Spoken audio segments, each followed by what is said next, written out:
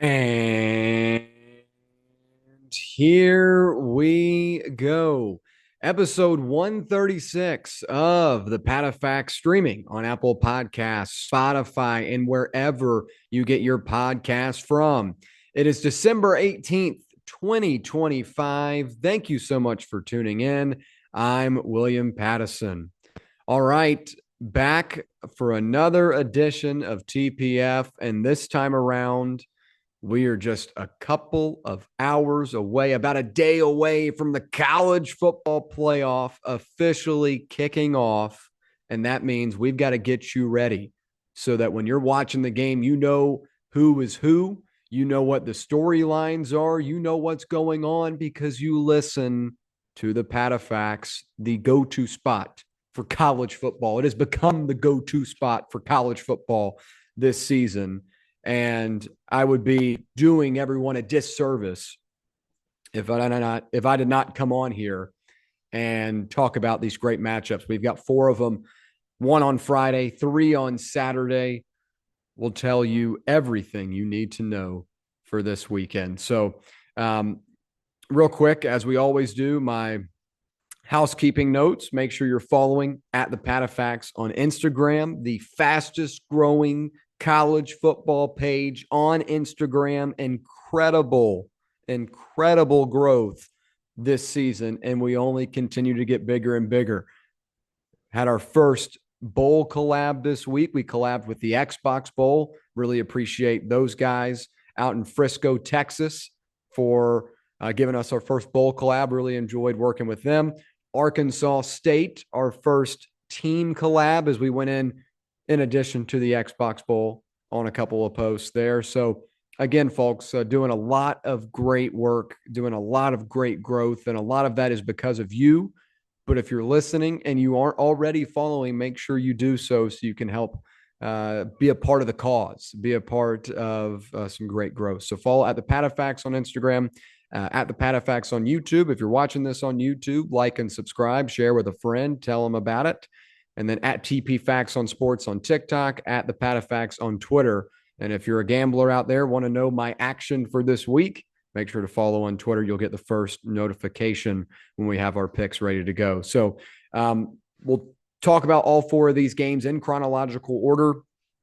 We'll start with Friday, and then we'll go to Saturday. All four games getting some coverage this week. So really looking forward to that. We'll kick things off. I want to begin with this.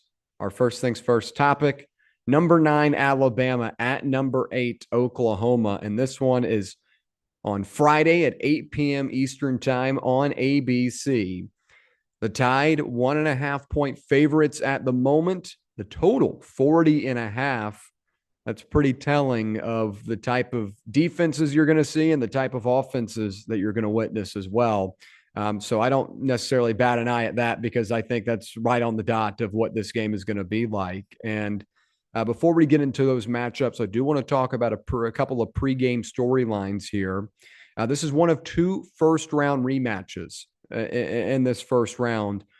Oklahoma and Alabama, Tulane and Ole Miss, the two rematches from the regular season that we now get in the first round. And Oklahoma upset Alabama on the road on November 15th. And that was one of the best bets of the season. We had Oklahoma plus 5.5 and the money line in that one because I had not liked what I had seen from Alabama's offense as of late heading into that game. And heading into this one Friday, I can't say the same has changed. I can't say that this is an Alabama offense playing with a whole lot of confidence right now.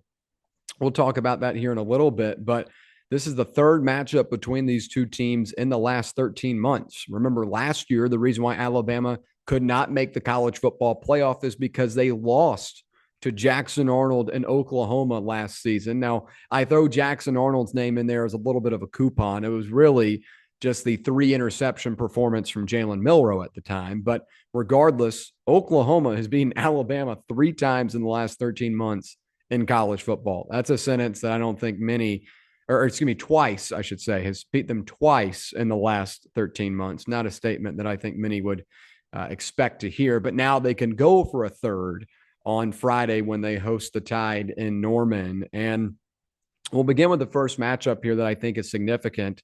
And this is going to be Alabama's sputtering offense versus an Oklahoma defense that is one of the best in the country. Now, I know I haven't done these episodes and podcasts as much as I have want to this season, but if you listen to me on Fox Sports Knoxville, I talk about this almost every week when we talk about these teams play.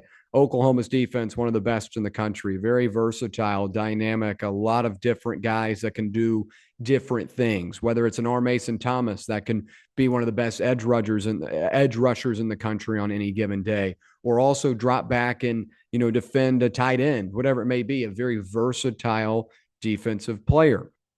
Luke Heineke, another guy at linebacker that can do a lot of different things. Eli Bowen was one of my favorite DBs in the country heading into the season. So there are a lot of guys on this Oklahoma defense that can do a lot of different things. And that's because Brent Venables really put a lot of emphasis this offseason and just focusing on that side of the football. We know that he faced a fair amount of pressure heading into this season in terms of needing to have a successful year. And one of the big points for him in the offseason was, I need to get back to defense. Defense is what led me to this place. Defense is what led him to the college football playoffs when he was with Clemson, and they had really good defenses. And that's what got him the job at Oklahoma, because he was one of the top assistants. He focuses on defense, and they've had a lot more success this year with Ben Arbuckle taking over the offensive reins. Now, the offense, a different story. We'll talk about that later. But defensively, this is one of the best groups in the country. A top 10 defense that does a great job of getting to the quarterback is one of the notes I wanted to make sure to cover. This is a group that has 41 sacks on the season, which is tied for most in the FBS, tied for first. And they get off the field on third down, which is really key in a matchup like this, where it's a game of inches. The margin of error is very thin. You need to get off the field to give your opportunities to a quarterback in John Mateer that has shown at his best can be a really, really good quarterback and can extend games, extend drives. You need to get off the field on third down so you can give them the opportunity to do so. And they have a 29% conversion rate allowed this season, which is another really, really strong number. And it holds opponents to just 13.9 points per game. That's one of the top defenses in the country in terms of opponent scoring. So those numbers all jump off the page and are an example of a group that is very well coached, but also has the talent in place. And I mentioned R. Mason Thomas a little bit earlier. I want to talk more about him because he's one of my favorite defensive players in college football this season.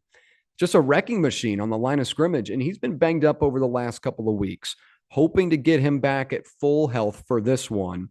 But he's got 6.5 sacks, 9.5 tackles for loss in just 9 games this year. So he's averaging about a sack a game and a tackle for loss a game. That's a guy that's constantly getting in the backfield and making an impact. And he was just a semifinalist for the Ben Ark Award, and that goes to the nation's top defensive player. He's demonstrated that throughout the season. As I mentioned, missed the last 3 games of the year due to that quad injury, but my last memory of him in person was him ripping it out of Joey Aguilar's hands in the Tennessee-Oklahoma matchup in early October. I guess it was the first day of November. Early November, not October. It was late October, early November. It was the day after Halloween. And R. Mason Thomas housed that thing for 70 yards and totally flipped that game on its head after that.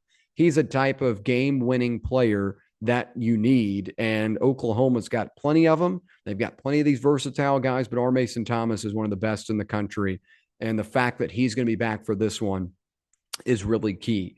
And I talk about that Oklahoma defense so much because they are that good, and I don't want to take away from the fact that this Alabama offense is not playing well right now to let that deter you from thinking, this is just going to be an Oklahoma group that benefits from a really nice situation for them in terms of an Alabama offense not coming in with a whole lot of momentum. So that's why I wanted to start with Oklahoma. Let's switch to Alabama's offense because this is a group that's not playing good football right now. I was in Atlanta 2 weeks ago for the SEC championship. My eyes began to hurt watching this Alabama offense try to operate. They had no success up against the Georgia defense. That is not the Georgia defense we have known of old. Now, this is still a good group, but they're not like the Georgia defense that you've come to expect under Kirby Smart. And Alabama in that game goes for 209 yards in total, -3 rushing yards, and a turnover. Alabama's rush offense is horrible, folks. Ranks 121st in college football at 3.3 yards a carry, 123rd in yards a game with 103.8.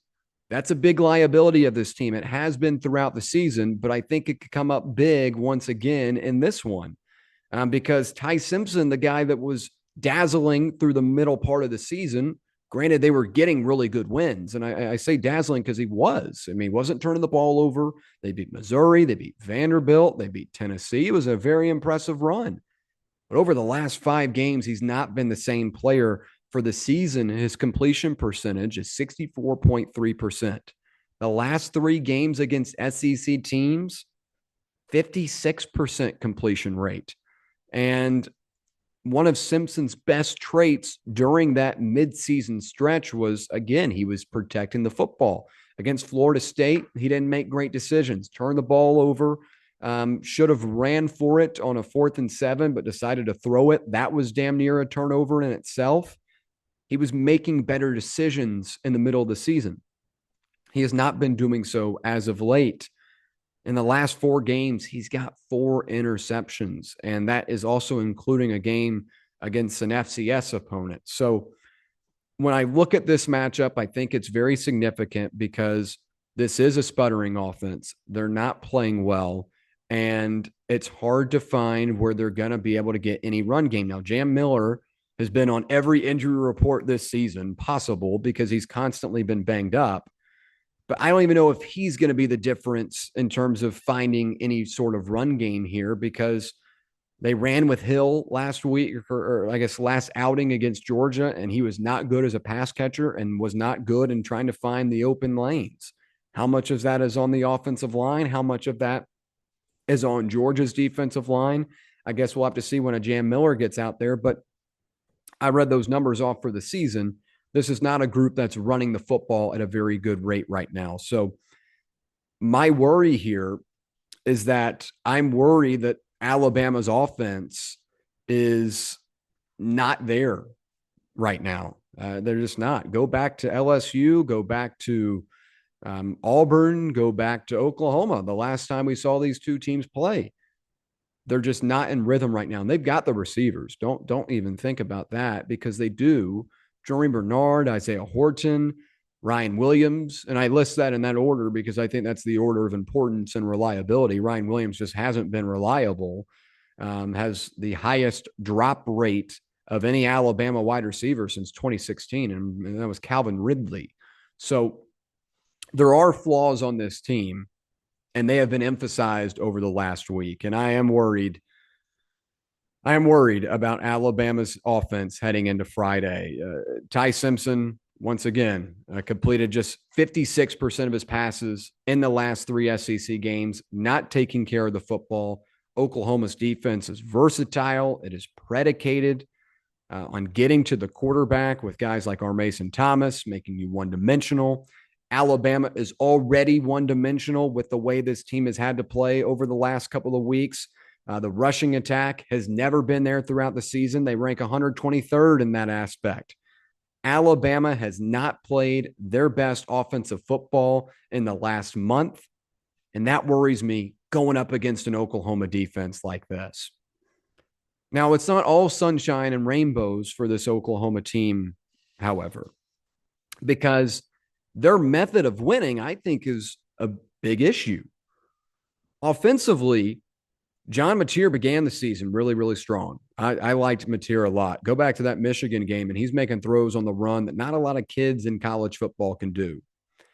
But he has shouldered much of the burden for this team, and this offense kind of goes as he goes. And for a guy like that's talent, that has all that talent, it usually works, but he has not been the same player since that infamous injury in the beginning of the season that involved Dr. Shin and a Chipotle worker that was a student and all that hoopla that went on right before the Texas game. it was all fun and games, but the problem is he hasn't been much fun since then. He hasn't been the same type of fun as he was in the first 4 games before the injury. So he's going to have to shoulder a lot of the burden here to try and make things work offensively for this Oklahoma group because they're kind of the same way. They don't have that big of an offensive run game. A lot of that comes from John Mateer, who is very talented when he gets out in space. But he's only thrown for 2,500 yards, and a lot of that was early in the season, a bulk of those numbers. But he does lead the team in rushing attempts. I mentioned the running backs. They whiffed on a guy in Jaden Ott out of the transfer portal from Cal, was supposed to be one of the best transfers in the class, has done absolutely nothing. Mateer, a guy that was a dual threat quarterback at Wazoo, his offensive coordinator at Wazoo, now at Oklahoma, and Ben Arbuckle. He's been allowed to run the ball a lot this year with 130 attempts and has accounted for 19 touchdowns this season as well. So you know that you've got a threat there at least, but I think the big thing for Oklahoma being able to really open this thing up is finding that complementary run game production. And then also, you got to get these receivers involved. You haven't had a ton of production as of late from them against quality opponents. I know they put up 379 yards of total offense against LSU, but I look at like games that matter still, where like everyone's still bought in. And that Missouri game was kind of weird. Like Oklahoma, for the most part, kind of just kept enough distance away from the Tigers. Their defense was the reason why they came out on top. The offense had like 88 yards of their 100. They had like 212 for the game, like 212 total yards for the game, and 88 of them came on one play. So it's like, I worry about Oklahoma and their sustainability with the way they win, because Oklahoma is averaging 35 and a half, or excuse me, 353.7 yards per game, but has only eclipsed more than 325 yards 3 times in their last 7. So they're not getting it done against these top level teams. They did not do it against Tennessee. They did not do it against Missouri. Some of these top 25 bubble teams they went up against, they've not been able to have the same type of production offensively. And that worries me. I don't think it's a sustainable method of winning. And the rushing attack, you look at the last 3 games, just 74 yards, 103 yards, and 75 yards in total. That's got to change, and that cannot happen up against an Alabama team. So I mentioned all those flaws with Alabama, and they totally deserve it. But this Oklahoma team is not necessarily exempt from criticism either. I think it is something to be worried about if I'm an Oklahoma fan, because Oklahoma has demonstrated fraud characteristics since John Mateer returned from injury. Don't get me wrong. Again, this defense is legit. They hold opponents to 13.9 points per game. They lead the FBS in sacks and get you off the field on third down. But this is a very BYU-like team right now in terms of the way they win games. I thought BYU was a fraud.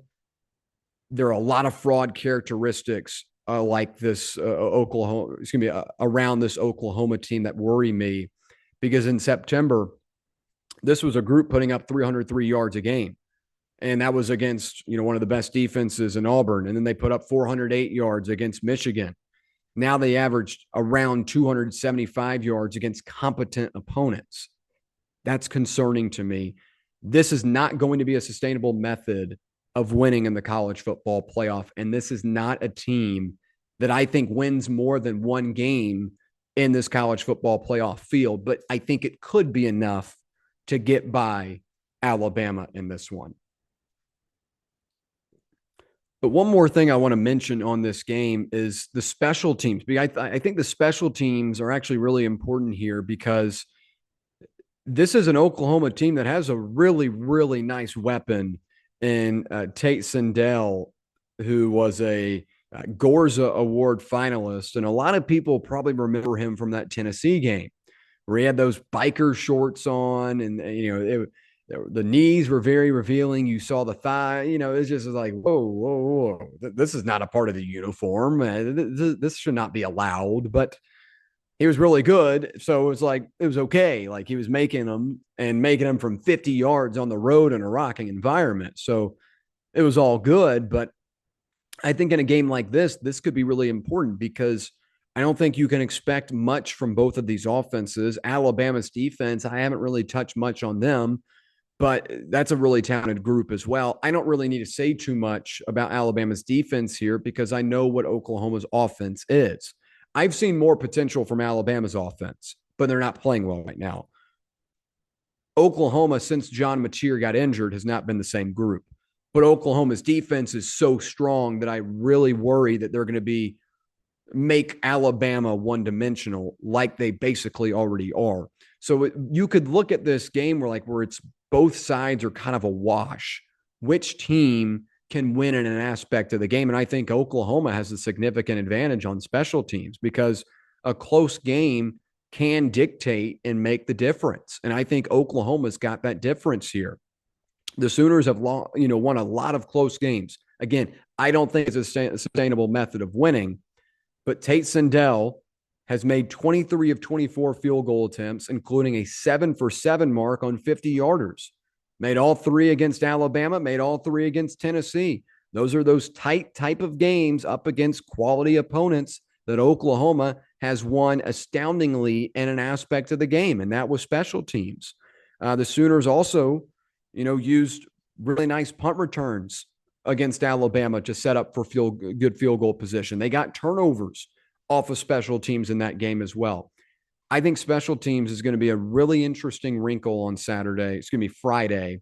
And, in a matchup like this where both teams are pretty even, I think that's a part of the game that could be leaning towards Oklahoma. Right now, my lean is the Sooners. I don't love what I see from Alabama right now. I don't love what I see from Oklahoma's offense, but I trust this defense at home. I trust their special teams more, and I like that they're in a road environment. So I lean Oklahoma right now, and I know a lot of people are looking at that 1.5 for Alabama and saying, "Woo, that's a nice number." I'm not so sure because I just don't think this Alabama team is playing as their record says they are right now. They're not playing to the strength of that Crimson Tide logo. I think they're playing their worst football of the season at the wrong time. And maybe that was at the beginning of the season in week 1 when they lost to Florida State, which is still the craziest loss maybe in college football history, that this team loses to that Florida State team and then marches all the way to the CFP this year. But regardless of that, this last month sample size of this team is just not impressive to me. So I have a tough time backing them right now. I would lean with Oklahoma.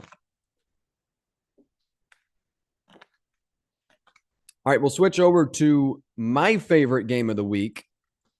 That is number 10 Miami at number 7 Texas A&M, and this one is on Saturday at 12 p.m. Eastern time on ABC. The Aggies are 3.5-point favorites here. The total 51.5, a far cry from that 40.5 game we just talked about.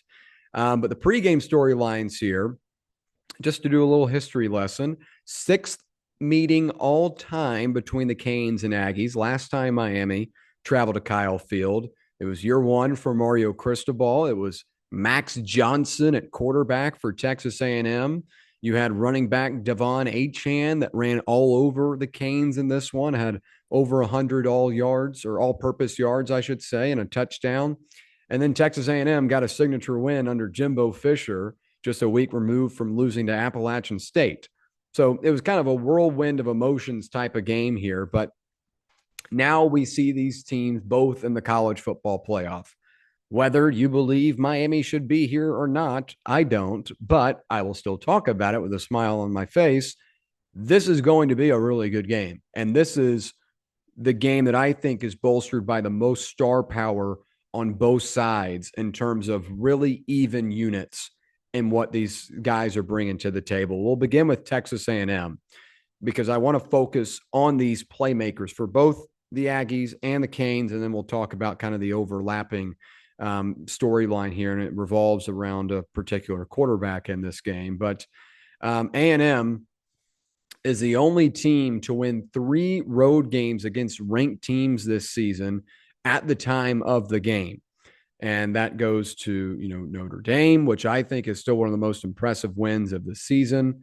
That goes to who was their other one? Let's see. What am I blanking on here? Oh, Missouri. They beat the crap out of Missouri. And, this is a team that has played really good football throughout the course of this season. But over the last couple of weeks, it's been a little bit shady. But regardless, it's the only team in the SEC to rank in the top 20 in total offense and total defense. And we'll focus on that number 21 offense. We'll start with Marcel Reed at quarterback, because Marcel Reed is interesting because last season, when he came in for Connor Weigman in that LSU matchup, I'm sure you remember it. It was Texas A&M wearing those blackout uniforms. They were up against LSU, and things started going south. Things started going south for this Texas A&M team. LSU just kind of dominated in the first half, and Garrett Nussmeier played a really, really good first half of football. But he started turning the ball over. Marcel Reed comes in for Connor Weigman, and this Texas A&M offense starts getting in rhythm. And one of my things with him last year as opposed to this year was last year I thought he was a little bit of just a run threat. And now he has become a really good quarterback. It's kind of the same with Diego Pavia. Like Diego Pavia last year was a little bit of a one-trick pony for me. I thought he was a good quarterback this season. For Marcel Reed, he was a little bit of a one-trick pony last year. I didn't love him down the field. Now you see him this season, and he's been really good in both and sometimes makes elite throws in the air. And it helps when you've got a wide receiving core that he has, but he has been a really good player this season. I've loved watching the evolution of him.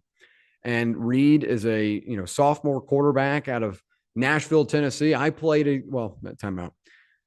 didn't play against him, but my high school, MUS, played against him in the state championship my senior year. So I've been watching this kid play since he was, a sophomore in high school, and he is a very, very impressive player.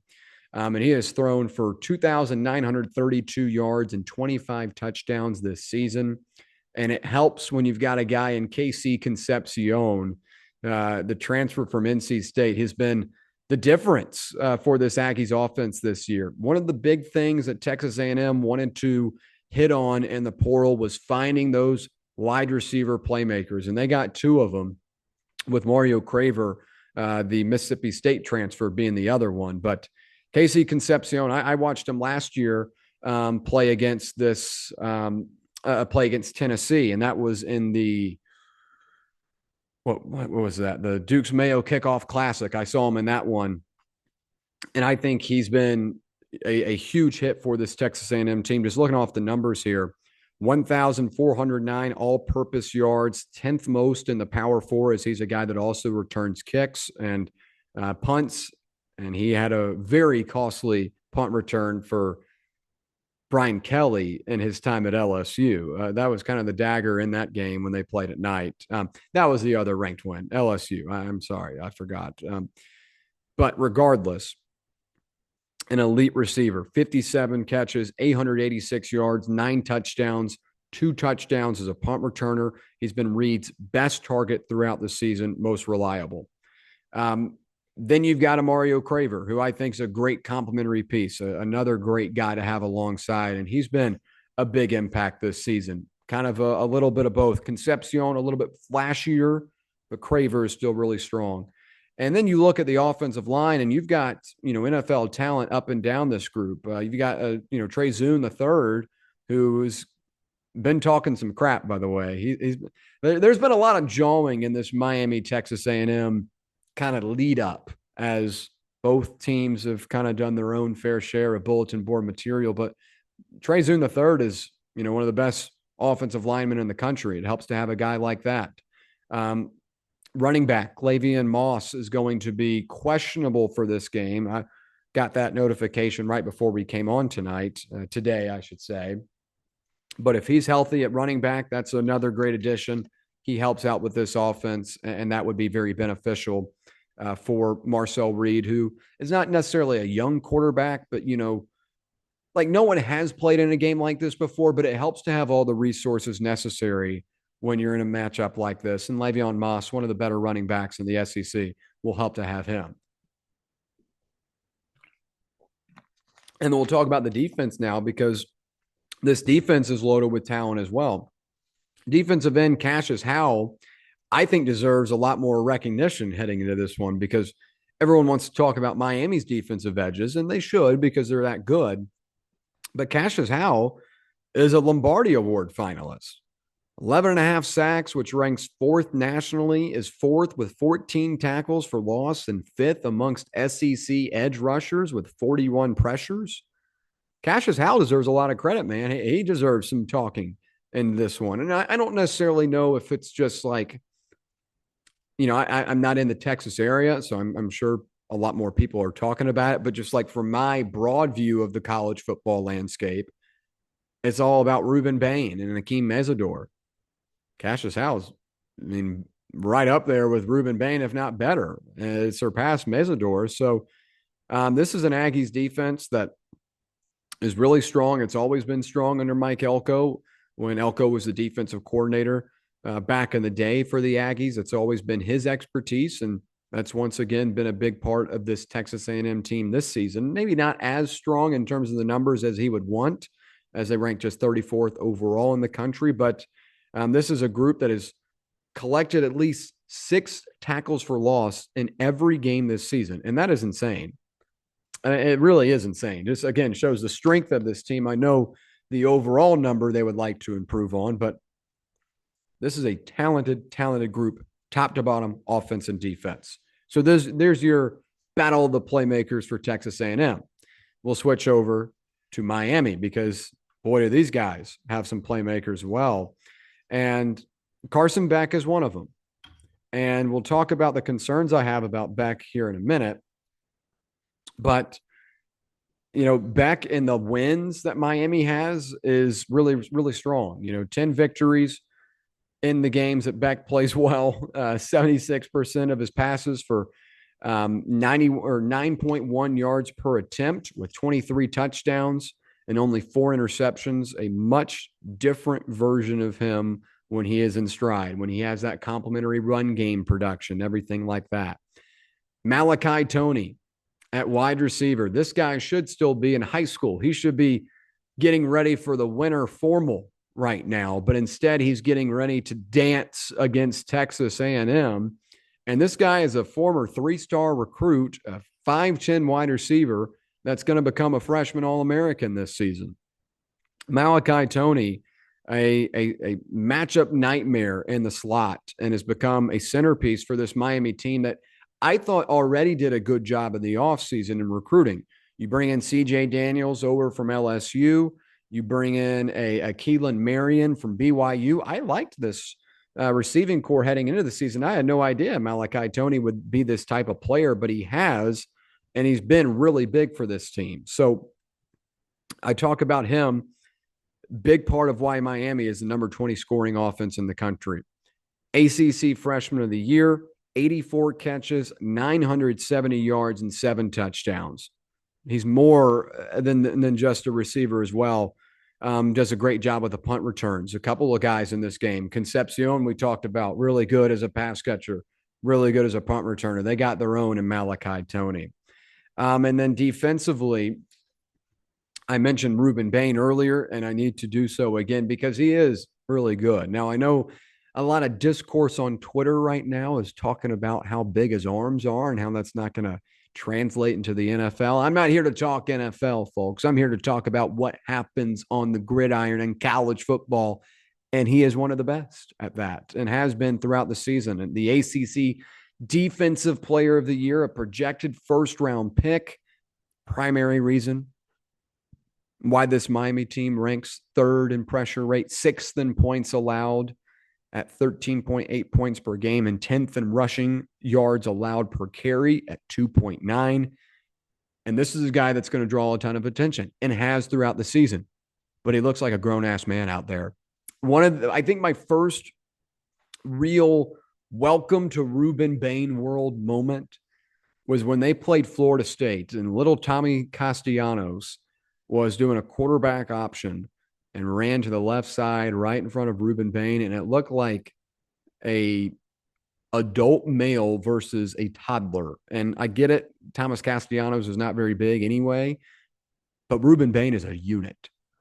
And having Akeem Mesidor on the other side, Mesidor is a guy that kind of gets lost in the sauce a little bit, but he frees up a lot of space as well because these are two guys you've got to key in on. And Trey Zoom III said they're all good. They're not worried about this matchup. He said that 2 weeks ago that they're not worried about it. I would be a little bit worried if I had to go up against these two, but Bain for the season, 37 tackles, 7.5 tackles for loss, 4.5 sacks, and a forced fumble with an interception.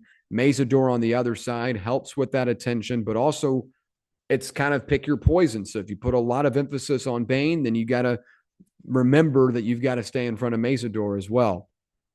And another guy that I don't think gets enough credit throughout this season has been Jacoby Thomas. This guy's a hard hitter. He's a transfer from Tennessee. I got to watch a lot of him last year. We graduated on the same day back in May. I remember, kind of bumping shoulders with him, and he didn't know who I am, but I'm just saying I, graduated the same day, so I can talk about him. He's a hard hitter, kind of a fly to the football type of safety that I think Miami has really needed. And as as we talk about this matchup, I do want to say, remember what this Miami team was last year? This Miami defense was horrible, horrible. And they bring in Corey Heatherman from Minnesota. He was the defensive coordinator there last season, had a top 10 unit. I think they ranked 7th overall last season in defense. And Heatherman has done an incredible job this year.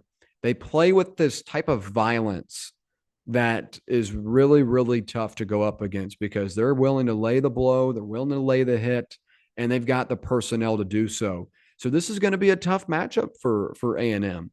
But the reason why I wanted to just kind of highlight all the players in this game is because there are a lot of them. And I still miss some. I still could have talked about more. But this is the type of game where whoever star is just bigger and shines a little bit brighter and is better in those situational moments, I think is going to come out on top. This is not going to be necessarily a blow out the speakers type crowd because it's at 12 o'clock. I don't like that. It's 11 o'clock local time. I don't like that. But with the NFL playing the games that they are, you got to move up the schedule and put the better games at the better time. Regardless, this is a very talented matchup between a lot of really good players. Those moments in the crunch time are going to be really, really big here. But again, a lot of great players here. The other thing I wanted to talk about before I get to my bottom line, what type of version of these teams do we see? Now, I mentioned Texas A&M has, more ranked road wins at the time than anyone in the country with 3. This is also a group that struggled in the latter half of the season. Should have probably had 2 losses. South Carolina, this team was down 30-3. You thought everything was over for them. And they come back and win the game. Against Texas, I assumed the Longhorns would win. I thought it was too good of a spot, and they did. But Texas A&M showed a lot of vulnerability in that game as well. So what version of them do you get? Because the Aggies have won every game except their last one, and that lone loss was against a good team, a Texas team that, very well could have made the college football playoff in any other year. But you've had some shootouts like a Notre Dame, which was 41-40 in the final. You had a 45-42 decision in Arkansas, but then you also have the games against LSU where you win 49-25. Then the one against Missouri, you win 38-17. Then you have the miraculous heartbeater against South Carolina. They have won multiple different ways, and I think that is important heading into this one because Miami has kind of only one way of winning. So that does scare me a little bit. So I kind of favor Texas A&M in the situational stuff because Miami opened the season as what I thought the best team in the country. I had them number 1 for a couple of weeks because they looked the part. And then the Louisville game came around, and I was like, whoa, what was that? And it was Carson Beck not playing at his best. We'll talk more about that here in a second. But the Louisville game, they were not good, stumbled around, got in their own way. SMU the same way. I mean, Miami, if they did not make the college football playoff, they could circle that SMU game and probably pick out 8, 9, 10 different plays in that one and said that was the most controversial play of our season. because they were, penalized, special teams issues, turnovers, just it was bad football. So I'm interested to see what version shows up. The Miami team that I saw in the first 6 weeks of the season, or the Miami team that I've seen twice in the last 7 games of the season and haven't been that impressed with. The bottom line is this. I think the most important player in this game is Carson Beck. Miami is a different team when Carson Beck is turnover prone. In Miami's 2 losses this season, Beck completed 69.9% of passes for only 7.5 yards per game, or per attempt, I should say, with 2 touchdowns and 6 interceptions. I'll say that one more time. In Miami's 2 losses, Beck completed 69.9% of his passes for only 7.5 yards per attempt with 2 touchdowns and 2 touchdowns and 6 interceptions. I've got to get through this correctly. 2 touchdowns, 6 interceptions. There we go. My notes are not great in terms of how they were formatted. In Miami's 10 victories, Beck completed 76% of his passes for 2.1 yards per attempt with 23 touchdowns and only 4 interceptions. Beck has waited for this moment after suffering that season-ending injury last year, did not have the opportunity to play against Georgia. An opportunity like this was why he transferred to Miami. That's why he spent all the time in the offseason forming those relationships with his teammates. That's why he wanted to play on the big stage. But if Carson Beck is the turnover version of Carson Beck and the one that makes erratic throws, Miami's college football playoff hopes will be shot dead in the water within the first couple of minutes of this game. It's quick to tell if you're getting the good Carson or the bad Carson, and I think you're going to figure that out quick. He's the most important player in this game. I lean towards Texas A&M in this one. I just think they're the better overall team, the more consistent team. I know they have a couple of losses late in the season, or have a loss, could have had a couple of losses late in the season, but I think this is the more balanced team, the group that is lost to a more credible opponent and hasn't had this necessarily 180 like Miami has. Texas A&M has won multiple different ways. I think that's going to be beneficial in a matchup like this. Quick water break for me, and we'll get into these final 2 matchups a little bit quicker on these, but I do want to make sure to highlight everything. Also got some bowl action on behind me. We got the Cure Bowl as I record this. Shout out to my guy, Gaston Moore, making his first collegiate start tonight in his final collegiate game. Really, really cool stuff, as Byron Brown is assistant coach tonight for the South Florida Bulls. And then Colton Joseph on the other side for Old Dominion, their quarterback, going to be in the portal as well. Well, I shouldn't say as well. We don't know what Byron Brown's doing yet. But regardless, bowl season is always interesting. I love it. I'm betting on every game this year. Make sure to tail along with us so that you never get bored during this holiday season. At the PatteFacts on Instagram, at the PatteFacts on Twitter. Let's dive into game number 3. Number 11, Tulane. Number 6, Ole Miss. Saturday at 3:30 p.m. Eastern time on ESPN. The Rebels, 17.5-point favorites. 56.5 is the total. Pre-game storylines, the second of 2 rematches in this year's first round field.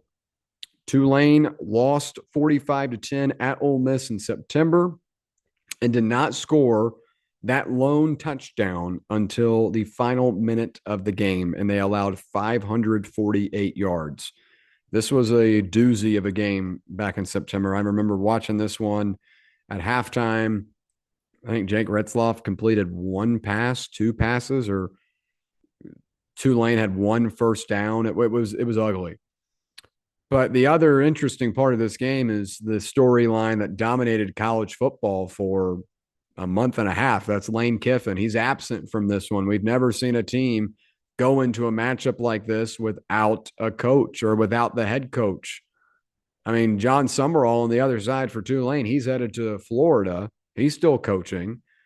Jimmy Chesney, even at James Madison, who's going to UCLA, he's still coaching. Lane Kiffin not available for this one, but with the way that went down, I don't blame him. I don't blame Ole Miss for not letting him go. But in terms of what I'm watching for in this one, that is one of the storylines. No Kiffin, any problems for Ole Miss. Now, Ole Miss averaged 37 points and 894 yards of total offense per game this season under Kiffin. Now, Kiffin no longer in the mix. It remains to be seen whether Ole Miss can still operate at the level that they were when they had Kiffin on the sideline. But I think the Rebs are going to be fine here because they still got a lot of the key coordinators and key offensive pieces in place because Lane Kiffin was the head coach. It was Lane Kiffin's offense, but the quarterback's coach is still around in Joe Judge. Charlie Weiss Jr. is still calling plays. He's going to join Kiffin in LSU, but he's still here for the playoff. LSU's thrown in this ludicrous deal to where if he wins the playoff, or if Ole Miss wins the playoffs, then he still gets his $1 million that he would have received at Ole Miss. It's, I mean, just a crazy thing, but whatever. But I'm not really concerned about no Kiffin for this game, particularly because everyone's still there in place. Pete Golding, now the head coach of this team, he was the defensive coordinator. The defense has been fine, but I don't think Kiffin not being there for this one is going to be that big of a deal. And even if Kiffin were on the sideline, I didn't like Ole Miss to win more than a game in the college football playoff anyway. I think they've played with fire too much, and I don't like them up against like a Kirby Smart in a college football playoff situation. I just think they'll be outcoached, but they would have been outcoached even if Lane Kiffin were on the sideline because I think Lane Kiffin's a little bit overrated, but we don't have to get to that conversation right now. But no Kiffin, any problem? I don't project many. This is going to be a group that is going to play with a lot of motivation, a really big weekend for Oxford. The vault will be rocking. I don't think it's going to be that big of a deal. Now, the Ole Miss offense, I think, is something to watch for in terms of how they get into their scheme and how quickly they're able to pick up their footing. The last time we saw them play, it was a strong outing against Mississippi State. But again, sometimes things change in the play-to-play aspects or the game day management, the game day operations when you lose a coach. So I'm looking to see if any of that is present in the first half, first quarter, or even throughout this game. We'll look for that. But this Ole Miss offense is what it is because they've got the personnel, they've got the talent, and Lane Kiffin can jump up and down on the sideline and tell Trinidad Chambliss where to throw it to. And I think he'll miss a guy like that. But other than that, Charlie Weiss Jr. is the one calling the plays. Joe Judge is still around. I don't think things are going to change that much. And this is the number 18 offense in the country for a reason. Trinidad Chambliss, a Ferris State transfer, 3,016 yards, 470 yards accounted for on the ground, and 24 touchdowns. This was a guy that was a backup quarterback back in August. He got the opportunity against Arkansas, and he never looked back. It's the right decision, too. Austin Simmons is a smart guy, but was not smart when it came to throwing the football. I think Chambliss is a better option for this group. Then you got Kejuan Lacey at running back. This is a guy who puts B to A on every defense, and he's gone for 1,279 yards and 20 touchdowns. It's the second best among college football running backs this season. And then a really interesting aspect of this offense is the pass catchers, and they've got 4 of them that are over 500 yards for the season. Dejon Stribling, a guy that transferred in this past season, he's got 533 yards and 5 touchdowns. You got Caden Lee, a guy that was a part of this team last season, is a fan favorite. He's got 537 for 3 touchdowns. Deuce Alexander, a sophomore that has been really impressive throughout the year, 577 yards and 2 touchdowns. And then Harris Wallace III, 719 yards and 3 touchdowns for the season. So a very well-balanced group. You've got a tight end that's a good pass catcher as well, just below that 500 mark. A lot of good playmakers in the receiving game for the Rebs. And I think this is going to be a really tough matchup for John Summerall to scheme up against, because while I think Tulane's defense can make plays here and there, and I've actually been really impressed in a couple of their bigger games this season in terms of their defensive front. But in terms of the secondary, I think they're going to be outmanned, especially up against these pass catchers.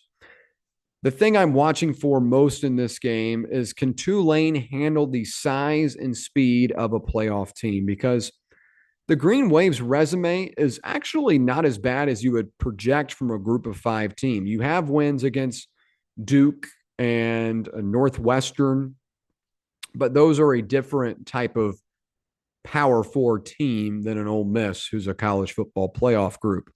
And group of five teams have typically been able to hang around in the New Year's Six college football playoff era, 4-7 all time, but three of those losses have been in one score games. So you're getting some competitive matchups. I don't know if the James Madison Oregon one's going to be competitive. We'll see about this one.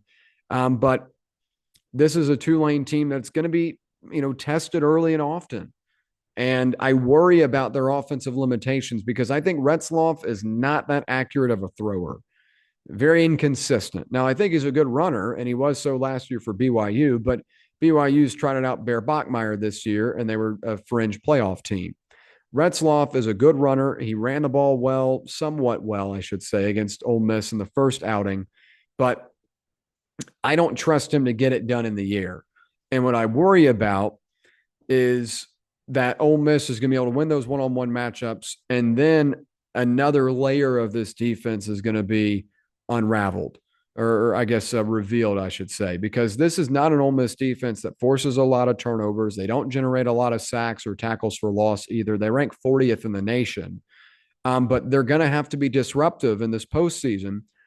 I think a good way to do so is lock down the wide receivers for the Green Wave and just get to Retzloff because they're going to have time to get back there.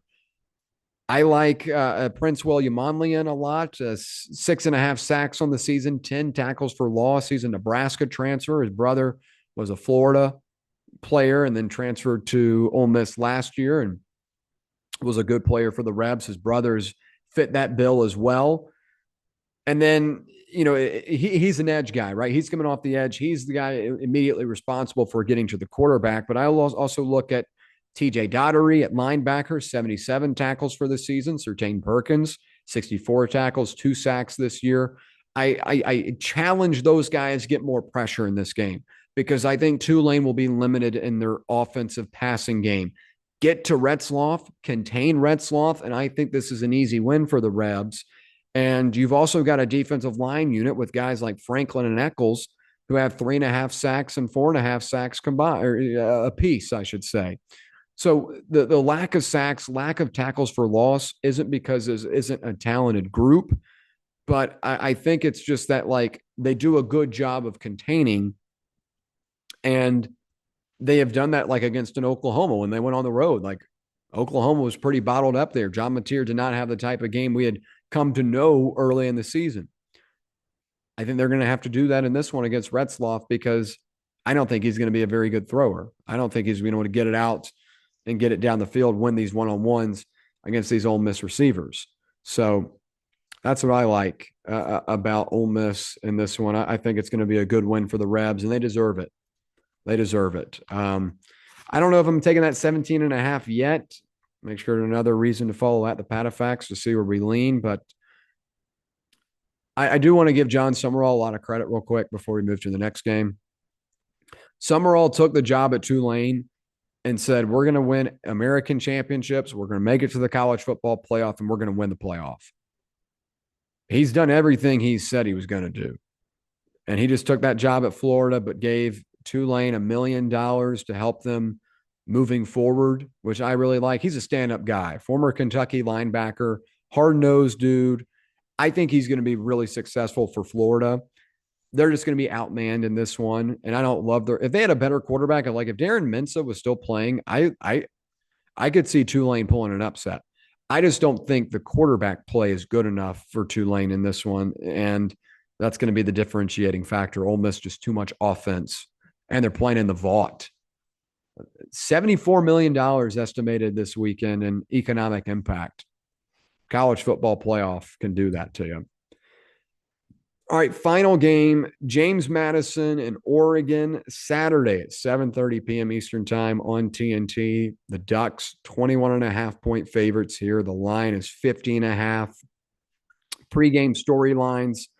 This is the first meeting between these two teams and the first time Oregon will host a home playoff game. Remember last year, Oregon was the number one overall seed. They had the automatic bye into the Rose Bowl, in which they hosted, or I guess went up against Ohio State. Now they were quickly axed from that game, but a team that was in the 12-team format last year now gets to host a playoff game, and I'm sure the Oregon fans will appreciate that. Oregon has had plenty of success in the postseason before. They were in the BCS championship in 2010. They were in the 14 playoff in 2014. They were in there last year. They've been in multiple years. So this is a team with plenty of experience come postseason time. James Madison, however, only has 3 years of experience at the FBS level, and this is going to be their third ever bowl appearance and third straight. Kirk Cignetti, now at Indiana, built this group at James Madison, and the Dukes have kind of been like the team everyone is used as an example, as a bad example. But hey, they've done their job, man, and they deserve to be here. A great season out of the Sun Belt Conference. They beat Troy in the conference championship, and now they're going to get their crack at Oregon. So let's dive into it. For Oregon, it's kind of similar to Ole Miss. Now, this one isn't around their head coach, it's around their coordinators. When you've got a group led by first-year starting quarterback Dante Moore, who finished the season with an impressive string of wins and included Iowa, USC, and Washington. That Washington game was on the road, and I thought that was an upset bid for the Ducks, but I was proven wrong. A big win there. And then this is a top 10 offense and a top 10 defense.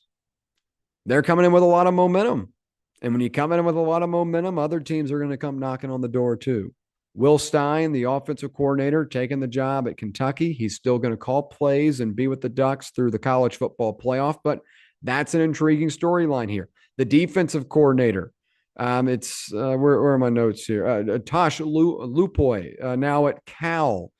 Defensive and offensive coordinators, both taking jobs elsewhere. They're both going to coach in the college football playoff, but how much of that affects the day-to-day process, the game process, stuff that has become really unique, or I guess really routine, I should say, for this group. Routine can now become a little bit tighter. So that's something to watch for. But I don't think it's going to cause a lot of issues in this game because Oregon's just going to have the better guys position-wise, skill position-wise. And there are some pretty interesting revelations leading up to this game. Jacorian Moore, one of the best wide receivers in the country, one of the best freshmen in the country, has been out over the last couple of weeks, last month or so. He's been practicing this week. I've told you all about Kenyon Sadiq. We'll talk more about him here in a minute. Unguardable tight end. They're getting healthier. Some guys that have proven themselves in the second half of the season are now mixed in with them. And what if they got even healthier? Evan Stewart, the former 5-star wide receiver, practicing this week. He was ruled out for the season back in June or July. It might even be before that. Practicing this week. Imagine they got Evan Stewart back. You only have to play 4 games in the college football playoff to win the championship. He would still be able to redshirt if it's a bad, if it's a bad batch of apples in this postseason. If they got Evan Stewart back, all of those characteristics I talked about a couple of weeks ago, following week 13, about some of the issues I still have with this Oregon team would go away because you've got Dante Moore. You've got Malik Benson, I think, is a great veteran wide receiver. Jacorian Moore comes back into this group. That's awesome. Kenyon Sadiq is unguardable. That's really awesome. Evan Stewart comes back, and we're talking national championship level again. I don't know what Stewart's going to look like, but if he's able to come back fully healthy and ready to go, that changes everything for this Oregon team. And Kenyon Sadiq, I think, is a big part of this because He has been the guy available over the last couple of weeks. 40 catches, which leads the team, second with 8 touchdowns. Also a really an effective blocker, a guy whose jersey looks like it's about to rip out of the seams every time he steps on the field. Those are the type of skill players that I think is going to be so big in this one. 6'3", 245. Make no mistake, however, he is a matchup nightmare and capable of taking over a game. Freaky athleticism. That build doesn't sound like a guy that's a tight end, and it shouldn't, because when you see him play, it's a different thing. Now, I do want to highlight a talented defensive player, skill guy for JMU that's going to be going up against this Oregon team. Because again, I just glazed all those Oregon guys. They're good. Trent Hendrick, linebacker for James Madison, 4th-year senior, Sunbelt Defensive Player of the Year, leads the Dukes with 96 tackles, including 3 sacks, and headlines a defensive unit that is top 10 in the FBS in scoring and total defense. Don't look now, but James Madison has like a top 2 defense in the country. I know it's different teams. I know the level of competition is different. James Madison actually has a pretty good defense and statistically one of the best. James Madison's defense has shut out opponents for 4 straight second halves, doing it 6 times in total this season. I'm not saying they're going to do it against Oregon, but you need to give them some respect. I hate the discourse on this James Madison Oregon game. I'm not watching. I don't care. I don't want to see it. Okay, well, no one asked. But if you do want to watch and you do want to know and you do want to enlighten yourself on the game, James Madison does have a good defense. Trent Hendricks is one of the best in the country. This is a good team. They deserve to be here. Go sour over the NFL that is going to be some crappy game that, has a 13-10 score in the 4th quarter. I'd rather watch the college game where you never know what can happen. Matchup number 2 I want to talk about. This Ducks defense. Defensively, the Ducks allow the second fewest plays of 10-plus and 20-plus plays behind only Ohio State. They're 8th in points per game, 2nd in yards per play, 20th in yards per rush allowed per game, 2nd in opponent pass yards per game. And Oregon's defense has multiple different contributors. I talked a couple of weeks ago about the lapses they sometimes have in the pass game. I think those are sometimes still true, but maybe I was looking a little bit too hard into their matchup against USC, a team that likes to throw a lot. But they're loaded at every level. Matayo Uungale, Amari Washington, Barrett Alexander up front. That's a really strong defensive line. Bryce Bachner and Tatum Tutui have been dominant defensive players at linebacker this season. And then I want to talk a little bit more about one of these guys here in a minute, but you look at the secondary, you got Brandon Finney Jr. and Aaron Flowers and Dylan Thieneman. Really good group. Been key in the secondary. I mentioned and highlighted Bryce Bachner. I need to talk about him a little bit more as well. 103 total tackles, 1 interception, 1 sack this season. But if you're a college football fan and maybe you haven't watched as close this year and maybe you want to start getting into college football a little bit more, know this name. Brandon Finney Jr. Brandon Finney Jr. has been one of the best players in college football this season. And he is like 6 months removed from going to high school proms. He is a legitimate contender for an All-American as a freshman. He has been a huge development for this Oregon team. After all of the guys they lost after last year in the secondary, you needed to hit on someone. And Brandon Finney Jr. has been that guy, and he's made plays this season, had a huge strip hit against Iowa that totally turned that game and gave Oregon the opportunity to take the lead and end a 7-minute Iowa drive. Guys like that are going to be the difference on Saturday. The skill position players that Oregon recruits are just going to be the differentiating factor. I think James Madison has the offensive line and defensive line to hang around, but it's the wide receivers. It's the talented tight end in Kenyon Sadiq. It's the Brandon Finney Juniors that are just going to overwhelm a team like James Madison. And I think that's the big takeaway here. I'll reiterate it here in a minute and talk about the group of five, as a lot of people like to bash that. But the skill players is just the difference in a matchup like this. And Oregon has got a lot of them. And if they come back and get some of them back healthy, I think that's where this thing can get a little bit out of hand.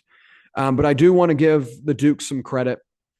And the way I think they can win this game is just solely based off of their offensive production. Again, I think they have the offensive line that can hang around. They're led by a quarterback and Alonzo Barnett III, who has a great story. Star running back Wayne Knight has done a really good job as well. He's going to challenge this Oregon defense in addition with Barnett early on. But this Barnett kid story is really cool. Second-year starter, tore his ACL on the final play of last year's regular season finale, and is back this season playing at a really, really high level. Sun Belt Conference Player of the Year, 2,533 yards and another 544 on the ground for 35 combined touchdowns. He's a great player, has got a great story, and those are the type of guys I'm happy for to have a moment like this on Saturday. Will James Madison beat Oregon? I doubt it. I highly doubt it. It probably won't happen. But good for a guy like Alonzo Barnett that gets an opportunity to play in a game like this because he worked his tail off to get here. That's the type of stuff I like.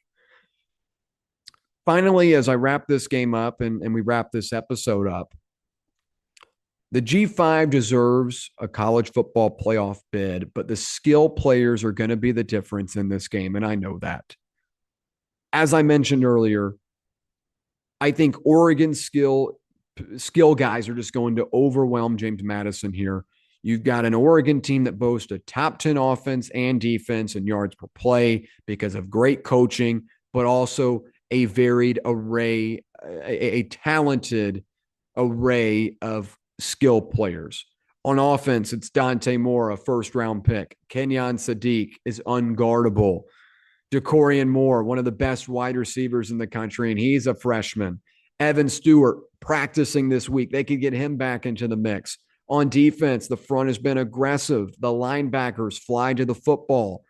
But a guy like Brandon Finney Jr. is what makes this thing totally different. It's just the type of skill that Oregon is able to get in the door in year one for a kid like Finney Jr., as opposed to a James Madison, who's got a lot of older veteran players that are great, but like the skill positions, guys like Brandon Finney Jr., a potential All-American as a true freshman, show the skill gap at those skill players in this game. I like James Madison in the trenches. I think that'll be an even matchup. I like the story. They believe in this team. They deserve an opportunity to play, but I just think they're outmanned in these skill spots. And I like Oregon to cover that 21.5 number. So that is my college football playoff first round primer, covering all four matchups ahead of the action. We'll do this on Sunday or Monday. I'll have my reaction from the action, and we'll get ready for that next wave of games on New Year's Eve and New Year's Day. So coming up around the way, make sure to follow at the PatteFacts on Instagram, Twitter, and TikTok. At the PatteFacts on Instagram, the fastest growing college football page out there, continuing to do good stuff. Have a lot of big plans coming up in 2026 as well. We want to start expanding this side here soon, but we got to continue to get great traction. With help from you, we can do that. At the PatteFacts on Twitter, at TPFacts on Sports on TikTok. If you're watching on YouTube, like, subscribe, share with a friend. Let them know about the channel. Let them know about what we do. That's going to wrap it up for a great edition of the PatteFacts. We appreciate you hanging out with us. Until then, I'm William Patteson signing out.